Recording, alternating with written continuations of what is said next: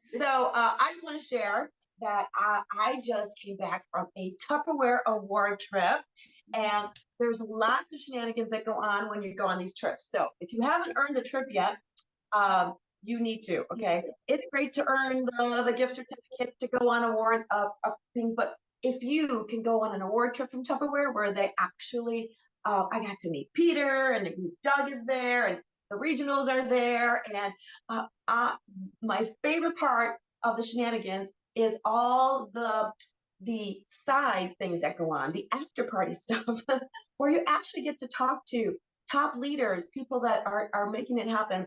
And one of the things I learned was from Dolores Nordman. And if you've been in Tupperware at all, Dolores just celebrated her 50th, I think it was 50th or 51st, I can't remember. Okay. We celebrated her 51st year in Tupperware. Guys, I don't know what she does. It's Tupperware. It keeps her fresh. She looks like, I've been in it 29 years. She looks just like the day I met her. Okay. So, hey, honey, can you come? Anyway, so Tupperware keeps you fresh. And Dolores is telling us how she's doing pizza hut parties. Pizza hut parties, okay? And so guys, don't think like a party has to be in someone's home and they have to work really hard and they gotta clean their house and they've got to obligate their friends to do this or that. She is doing pizza hut parties because she's older now. And she's like, I don't want to be out late at night. And so she decided she's gonna go to the local Pizza Hut. The hostess has the party there. The host doesn't have to clean anything. Everybody comes around 5:30. They don't have to go home first. They can stop on their way to home. So, because sometimes you get home, you don't want to go out again. So they are coming. They are coming to these parties. They're getting some pizza. Pizza Hut is happy. The host is getting stuff. And so for her, she's going to demonstrate something. But since she can't cook there, she cooks it ahead of time and then she brings it and demonstrates it. And she's having phenomenal success. I'm telling you, she probably has 2 or 3 pizza Hut parties going on a week. Okay. She's branching out from the pizza place into the Mexican places. And I did this way before COVID and all that kind of stuff. And I would do happy hour parties at a local Mexican restaurant because who doesn't love a half price margarita? Okay. So don't limit yourself to that. It has to be in somebody's home. Okay. Go out there and find the business and make it happen. So that was one of the little shenanigans I learned. The other one was I wined and dined and they gave us different activities to do. We were at the Elan Winery, Chateau Elan Winery in Georgia. And so one of the things I got to do was learn how to make your own personal charcuterie board. Okay, so that's another way you can approach this business is offer a class, offer what's happening out there. And guys, you go find Carrie Rubicki's how to have a charcuterie board party. Okay, she does the whole thing about the party. I'm just going to quickly share with you some of the shenanigans I learned. Okay, and so I Tupperized everything. Of course, they had the parchment paper, butcher block paper, and then you got to throw it away, all that kind of stuff. I put everything in Tupperware, and we just made personal size little charcuterie boards. Okay, I did eat the whole thing. It was delicious. Okay. So instead of using parchment paper or butcher block paper, I just put my meat on my silicone baking mat, okay? And no, I'm not going to cook it, right? But I wanted to share with you that they recommend when you're making boards, charcuterie boards with meat, that you're going to do 1 to 1.5 ounces of meat per person. Okay, so if it's just you, an ounce, ounce and a half, okay?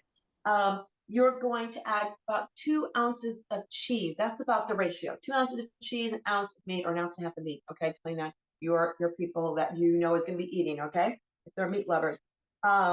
You can do the fruit of the season. So I'm going with the berries right now because I love the berries. Okay, you can go with a dried fruit. So I'm going with my apricots tonight. Okay, you want to do some olives. Now your olives, they recommended, and I totally agree because I've done lots of boards before, is you want to do the green Italian olives, okay?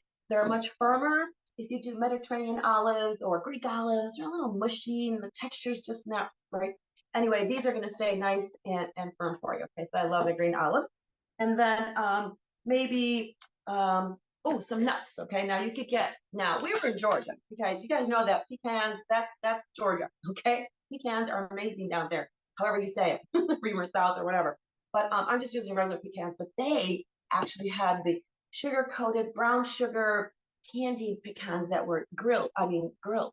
They were delicious. Okay, but I'm just using plain pecan. Well, you could toast them up really quick in the grill if you want to roast them. Okay, so that's a little bit. Of course, you're gonna have either bread or crackers, okay? But you can notice that all the pieces of Tupperware I'm using now, your little personal charcuterie board, you can make in anything. You can make it in a sandwich keeper. You can make it in a luncheette. You can make it in your crystal wave containers. You can use the beautiful new ultra clear containers. I think this little rectangle would be absolutely perfect. In fact, I think I'm gonna use it. All right.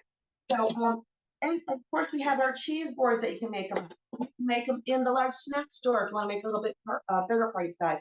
Um, how fun would it be to put a couple little personal size charcuterie boards down inside of here and go on a little picnic when the weather breaks here in Ohio? All right. But really quick, I'm going to show you how to make a rose without anything. You're just going to take your meat, whether it's supersada or salami, okay? And I took about 7 pieces of salami, and you lay them across about like a half an inch apart, okay? And then you just take it, you can see it, and you just fold it in half. You're just going to fold it in half, okay? And then you're just going to roll it up really quick, all right? So that's just a real quick way of making your little cute rose out of your salami. Okay, so hope you can see that. Isn't that cute? Isn't that fun?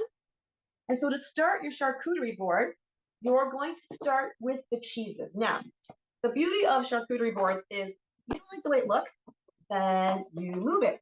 Okay, so there is no right or wrong here. Okay, but start with your basic, which is the main parts, which of course is your cheese, and then you're going to add your meat to it. Okay, so I've got some Gouda cheese in here, and by the way, I love the fridge stackable, guys. If you don't have the fridge stackable, I have all my little deli stuff right inside of my fridge stackable here. I'm going to use some mozzarella, pearl mozzarella. You could do goat cheese. You could do brie. So I like to do like a harder cheese and a softer cheese. So I'm going to take my harder cheese. Okay, that's my Gouda. You can put them in the corners. Okay, you could put them all in a row. Like I said, if you don't like the way it looks, then you just change it up. It really is up to you. All right. And then maybe you're going to add your meat to this. Okay, so I've got my cheese, and you can line it up any way you like. Okay, I'm going to add my roses, my salami roses. I think I want them in the middle. That's just because I want them in the center. Ooh, I think I'll add some of my pretty little apricots right here. Okay, and that's why you want to start with your meats and cheeses first. Those are your main ingredients. Okay, everything else is filler. Okay, so I'm going to add some olives down here in the corner, a couple of those over here. Okay.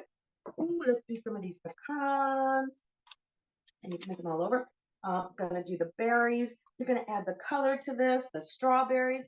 By the way, I love the Fridge Smart medium shallow for strawberries with the stem part facing down. I used to put them in the small deep, and then they would be on top of each other. They're actually bruising each other. They will actually last you even longer if you place them like this across the bottom of your large shallow and they're not on top of each other, okay? So a couple strawberries in the corner here. All right, we're gonna add some blackberries. And guys, you don't like something, you don't put it on your board. You do the things you like, okay? And so I'm gonna do a couple more pecans over here because I like pecans. Oh, look at this coming along. Oh, and then some fresh herb. You could do rosemary. I happen to have time, so I didn't want to buy another thing of rosemary, okay? But the herb is really just to kind of decorate and make it look adorable. But that's it. Check it out. Isn't that sweet? I'll take a picture and post it. But see how quick that was? So your meat, start with your cheeses, add your meats to it, and go around. Could you see how fun this would be as a party? Go watch Carrie's YouTube video. It's out there, and you can hear more about the charcuterie board. But this would be a fun one to do a personal size and have fun with that. Oh, I forgot my crackers. Can't have this without crackers or bread, right, guys? Add those on to the side. And I forgot my glass of wine. Never ever have charcuterie board without a glass of wine. All right. So that was some of the shenanigans. Another shenanigan that I heard was The new social media, Facebook way, is not to do group parties and not to have groups because I guess there's a whole big change going on with the whole Facebook thing. You always got to be ready to move your cheese. If you don't know what I'm talking about, there's a whole book out there. Okay. Don't be too comfortable. Okay. Be ready to move. And so we're going to get ready to move. Okay. And so what's happening is a lot of people have switched over to what they're calling their party on a page. Okay. You're going to use business pages as your party platform. Now, I don't have time to go into all that. What they do is they'll just have two parties going on a month, and they'll just say, "Hey, Amy, would you like to be one of my party on the page hosts?" And I'm doing them on March 13th and March 27th. Which date works better for you? Okay. And they're going to be on the page, and all their friends that come in on that page are going to be watching that, and they're going to stay on your business page. Okay. So that's kind of fun too. But to hear all about that, if you don't know what pages are, okay, Amy and I think Jessica, and I don't know if Nikki's going to help out here, but our techie champions are going to set up some training classes on how to set up pages, how to work with pages, and how to do parties in a page. So stay tuned for that training. And I think